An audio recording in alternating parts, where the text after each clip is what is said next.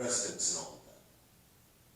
Somehow, in between the initial conversation, the public hearing, and the subsequent public hearing, my opponent, Bob, took some actions that did two things. One, because of his actions, he had to recuse himself from that conversation. Secondly, the actions put the city at risk. Now, this was an important zoning matter. The residents wanted the input from the council. And unfortunately, my opponent Bob here did not give the opportunity to the resident to hear from him because he took some actions that forced him to recuse himself. So it is not always about what is written. We are leaders. When you appoint Shafiq to be your leader, it is my responsibility to perform my leadership role. That means I need to do things so that I can help my residents.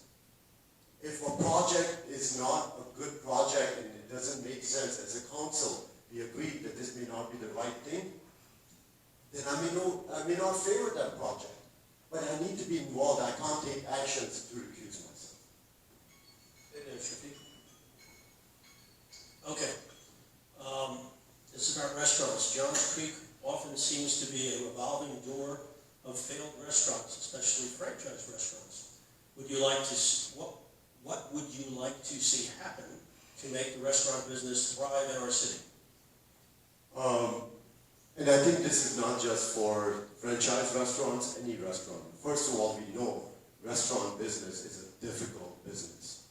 I have friends who own restaurants and all that. I think two things we need to do. First of all, there are pockets of our city that needs to be redeveloped, right? I look at the complex where we have Regal Cinema, right? Is that the best utilization? Do we get enough foot traffic, right, in that corridor to be able to sustain a restaurant or a franchise to make sure that they will be in business, not just for 6 months, but for 6 years? So I think we need to help our businesses, help them understand what our plans are, where good redevelopment can happen.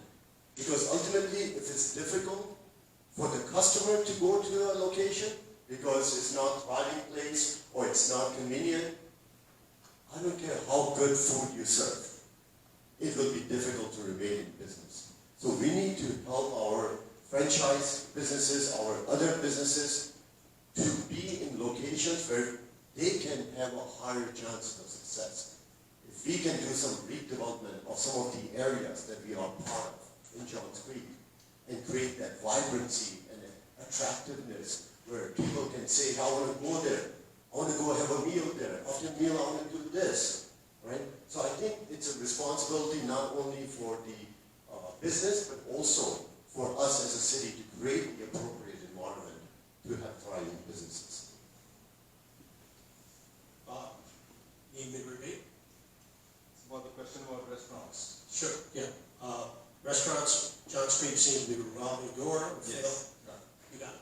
It's not just restaurants, any business. If a business is likely to fail, the city has a role in it, but very only indirect way. City can facilitate access. Like, suppose as Shafiq said, Regal Cinema, if there's too much traffic congestion, if you ease it, if you have a multimodal policy, bike policy, where people are walking the sidewalks, they will shop locally. That is something we can take care of. That is something which the city ought to pursue. That is what we did 1 month ago, where we instituted a 8 to 10 feet corridor to walk people to walk on. Why?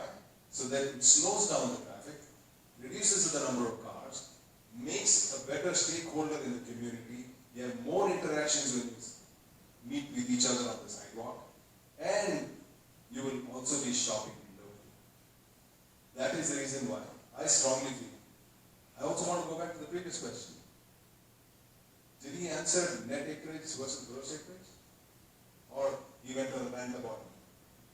I just want to tell you, American judicial system is one of the envied systems in the world because it has got habeas corpus. You plead the fifth. You have so many provisions which protect people. So many judges have recused themselves in discussions. That is what makes the system unique and promotes the perception. High offices not only need to have better actions, but also better optics. If he were, unfortunately, I won't say he's spectacularly ignorant, that will be very harsh, but spectacularly unaware what happens in an executive session, what is the advice given, and yes, his timelines are completely off the charts. Completely wrong. Stated up. Okay. As a city council member, if you were to make a personal financial contribution to an organization or a cause, would you see yourself on a higher ethical standard to ensure that contribution actually follows through? Nice. Thanks. Yes, anytime you give, it has to be, it's a promise. We start with a great idea, sometimes we fall down. We are human. The only person who didn't fall down was 2,000 years ago, he walked the water. Rest of us, we attempt. We keep doing it again and again. If the cause is important to you, you keep doing it. Like the soldiers on the beaches of Normandy. They lost 2,500 people. But did America blame its soldiers for lack of cowardice or lack of bravery? No. The goal was very important. That's why they persisted and they defeated the Nazi war machinery and eventually won the World War II. That is what I did too. I persisted. Here is what. I promised that I would be very civil today in the debate. But I have to record. Here's what happened. When I wrote the check to this organization, there is no benefit to us. If I would have given it to a 501c charity, I would have at least written off. This is because I wore a uniform for 18 years. I know the pain of people who wear uniforms. That's why those donations were made. And here's what, just like USA, I too persisted. And I was told that mine was the largest, if not at least one of the largest donations. Here's what we need to deplore. People who talk and rile up the crowd and warm the bench on those foundations rarely contribute a dime or raise one green dollar. That was the sad part when these kind of questions come. Shafiq? Do you mind repeating the question? Sure. As a city council member, if you were to make a personal financial contribution to an organization or a cause, would you see yourself on a higher ethical standard to ensure that contribution actually follows through? Absolutely. I've been blessed to be involved in a variety of organizations, nonprofits, whether it's the Art Center, whether it's the Symphony, whether it's Johns Creek Public Safety Foundation. I always try my best not to just give my time and knowledge, but if I can, also contribute financially. So I have contributed to the Art Center as a donation. I've contributed to student leadership.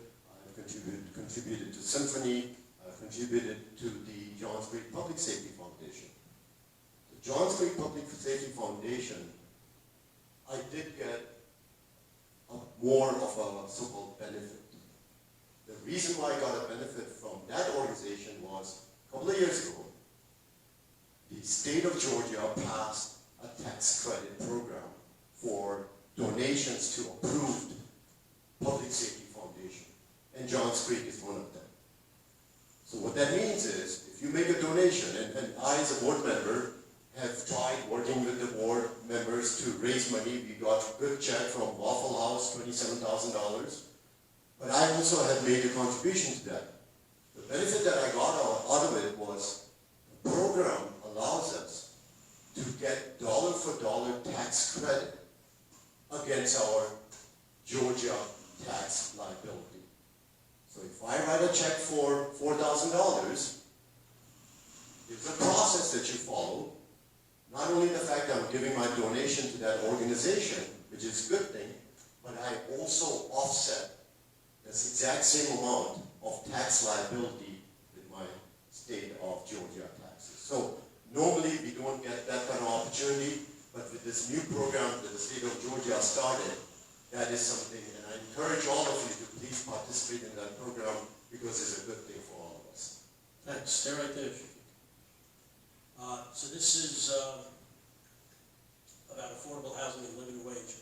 With regard to city land use, what does affordable housing mean to you? And please quantify your answer. Likewise, what does living wage mean to you? Please quantify. So when you, and again, I don't know in what context the living wage is asked because Yeah, I can only... is it affordability? I didn't write it. So, I think from your perspective, do you think it's affordability type of? well, they're asking with regard to the city land use, what does affordable housing mean to you? And then please quantify your answer. And then likewise, does living wage mean to you? I'm going to assume it's about, I guess, people working in the city. I don't know. So I'm going to try because Yes. again, this question is not very clear, but I'm going to try to answer this question. Johns Creek is a great city with good quality of life, but it is also an expensive housing city. Right? It's difficult to attract a lot of young people, young professionals, to come to Johns Creek. Why? First of all, let's be honest. Right now, we don't have much attractions in Johns Creek. Hopefully that will change. Hopefully Medley will create the impetus for that. But more importantly, housing-wise, it becomes difficult, right? So I think we need to be somewhat creative and work with our existing account plan to try to figure out, can we do some mixed-use development, working with developers, all right, that can create some affordable housing that will attract not only the young individuals, but also adults, people in their 30s, 40s, 50s, who want affordable housing. They may not need 5 bedrooms, 6 bedrooms, all right, but they want to live in Johns Creek. They want to enjoy the quality of life in Johns Creek. So I think, housing-wise, I would suggest us to be a little creative, work with the developers, stay within the account plan guidelines. As far as the living wage, I look at that as probably affordability. Can I make enough income? That's what I'm interpreting it. Obviously, we have a highly educated residents in Johns Creek. Our per capita income is one of the best in the state of Georgia. So it is expensive to live in Johns Creek, but I think if you can make it a little affordable, we'll be able to attract a lot more people and help them meet their expenses and live a good life. Okay, Bob. As far as affordable wage is concerned, I think that's outside the responsibility of the council and the city government. It's mostly a state of Georgia or federal government which dictates what is a livable and affordable incomes for a particular living class. Going back to demographics, 40% of the people who come to Johns Creek to work live within 10 miles. The point is, it's not extremely unbearable for people. We drive more than that anywhere else. Almost 92% of the people in Johns Creek drive away from Johns Creek to work. So the point is, land here is very expensive. That is the driving factor for anybody to build affordable housing. Every acre of land here is upwards of $1 million. So it becomes very, very difficult for developers to come here and say, I will build affordable housing there. My understanding of affordable housing means you're talking of Section 8 housing. Is that, or are you leaving it open? I really don't know. I understand. So the point is, like, look, Avalon, terrific houses, Each townhouse there costs about $3 million. How can we expect Mark Toro, whoever it is, they paid big money there to say they will put affordable housing there. It is not a practical way of looking at it. When that man is spending so much money to put housing there, to ask him to mandate him to say, hey, you've got to sell things at lower. The only way prices will come down is if we have enough inexpensive land, and that drives down the price. That is what I feel. And both of us agree that we don't have enough land in this city, and that is pretty unlikely to happen. So this is a zoning ordinance pushback question. Some municipalities in the U.S. are pushing back against existing zoning ordinances as they apply to new housing development. For example, they seek to relax height and density restrictions with multifamily units and allow accessory dwelling units, or ADUs, in detached single-family districts. These ADU changes can, in some cases, double the density of neighborhoods and undermine any semblance of housing appeal for the existing homeowners. Do you support these types of changes? And please explain your answer. Yes. One of the guiding rails of a city government is its comprehensive land usage plan. That actually dictates what goes where and how much. Unless, and this is obviously driven by citizens, so it becomes very sacrosanct. People, and you have to violate it only when there is a broad community-wide benefit to the city of Johnston. Let's take the case of Mark Toro. He has put $560 million there in that place, in 38 acres there. What is the economic impact of it? Close to $4.2 billion. That, at least I'm sure, half of it will come to us. The other half may go to Forsyth County. But we will definitely increase our commercial base, which both of us agree. We need to increase our commercial base here because increasingly the burden becomes on the homeowners. Therefore, that there we have made an exception that he can construct 4-story houses, and we capped his height. We also mandated what green space he needs, and you may be surprised. He was permitted to do 21 units per acre, but he put only 17. And when he came to city council, then my colleague who's a realtor sitting in the back, Larry DiBiase, he asked him 15 questions. I asked him 18 questions. Asking, one of the questions was, why are you leaving money on the table? You could run 21 units. The man said, I don't build low-end houses. I'm only building high-end houses, and that's my line of work. And that's how we look at it. We only change when it makes huge difference to the customer. Okay, Shafiq. Would you mind repeating that question? Because it's like, so some municipalities in the U.S. are pushing back against existing zoning ordinances as they apply to new housing development. For example, they seek to relax height and density restrictions with multifamily units and allow accessory dwelling units, also known as ADUs, in detached single-family districts. These ADU changes can, in some cases, double the density of neighborhoods and undermine any semblance of housing appeal to existing homeowners. Do you support these types of changes? And please explain your answer. I think it's a long question, but if you really read through it, it's a simple question. Are we willing to change the character of our city based on a developer coming in and saying, this is what I want? I think we all agree there's an account plan that sets a guideline as to how do we want to build our city. And that account plan can change because the current account plan is from 2018 to 2028. In the coming years, we'll have the opportunity to revisit that account plan as residents. All right? Now, needs, wants, desire of a city also evolve.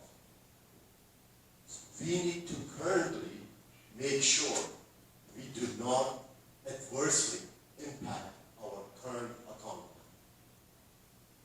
plan. 3 years down the line, if the residents say, hey, now we want to do X, Y, Z, and the city feels it might be okay and right thing to do, then the account plan can change. But as far as today is concerned, I think we need to maintain those character areas of our city to make sure that the quality of life that we want can be sustained. Okay, stay right there, Shafiq. This is a lot easier and straight to the point. Why should I pay 20 plus years of debt? And I think this is related to the PAC and something about a CD. I don't understand what that means. Why should I pay 20 plus years of debt? And it's tied to the Performing Arts Center, and then there's an abbreviation of CD. I don't know. Okay, so it sounds like this is a question related to the referendum question, which is, hey, do we authorize the city to issue up to 40 million of debt that would be potentially 20-year debt?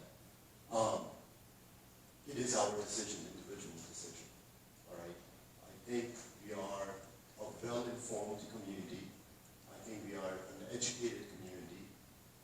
We know what we like, what we don't like.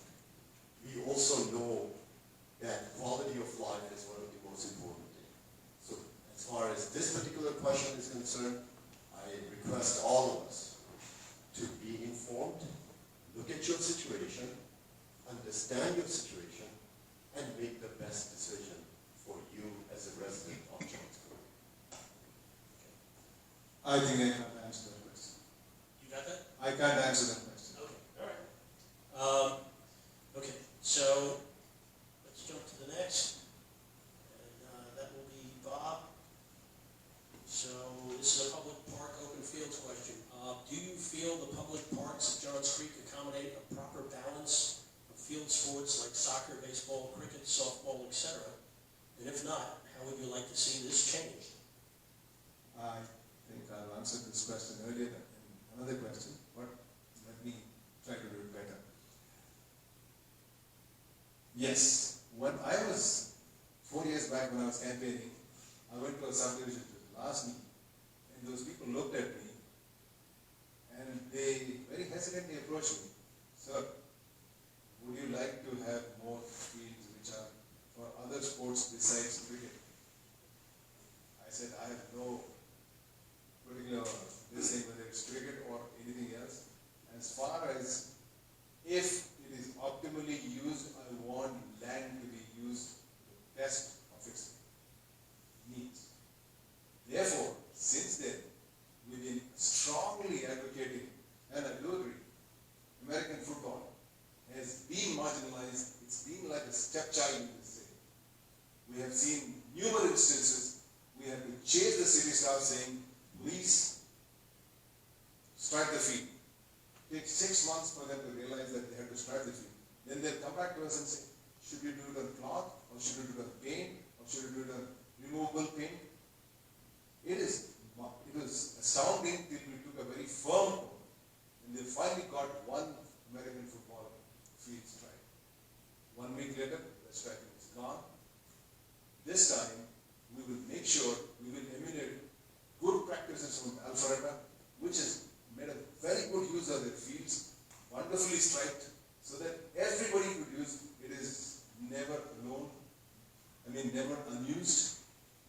The idea is it is our resource. If we don't have good usage of it, why are we spending money on it? That is the way I look at it. Multi-use sports fields critical for us, our city, and I will push for it. Shafiq, do you need me to repeat? Yes, please. Sure. Do you feel the public parks at Johns Creek accommodate a proper balance of field sports like soccer, baseball, cricket, softball, etc.? If not, how would you like to see this changed? Yeah. So first and foremost, as I mentioned earlier, our park park space went from 200 acres to 400 acres recently with Collie Creek. We have variety of fields, but the way our programming works, we don't have a parks department that oversees sports. We have outsiders, non-profit organization. They go through a process. So there is the Newtown Athletic Association that oversees Newtown Park for all the programming, for youth programming across different sports and all that. We have the Johns Creek Sports Association, which is really the same Newtown Rec Association. They oversee Shake Rag Park and Collie Creek Park. So as far as the programming is concerned, activities are concerned, we have these, OC Park has its own association that does it for baseball.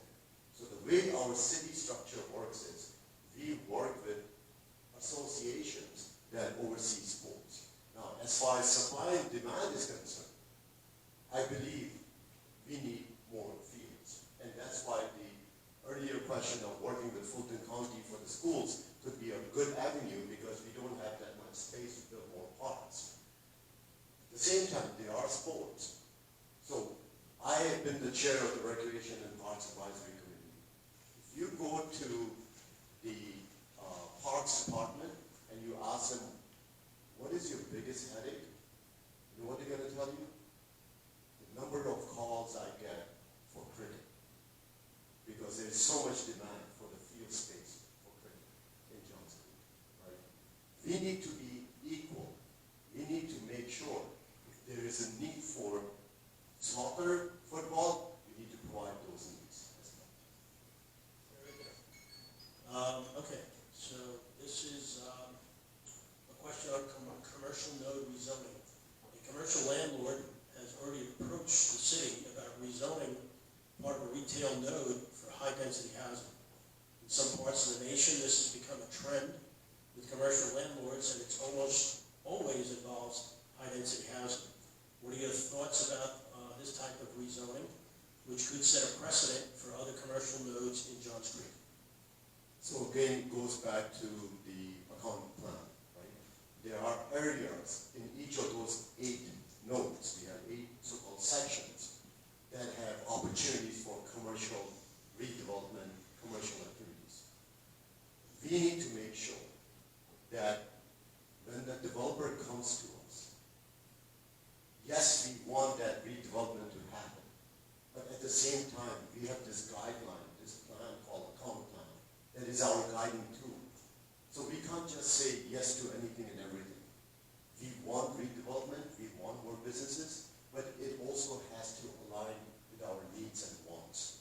So I am not in favor of doing things that do not align with our needs, our wants, because otherwise what's the use of having this account plan document? The residents are the ones who gave us input to put this document together. And now we're going to go and say, hey, you know what? I really don't care what you think. So I think it's important for us. Now again, as the question says that around the country things are changing.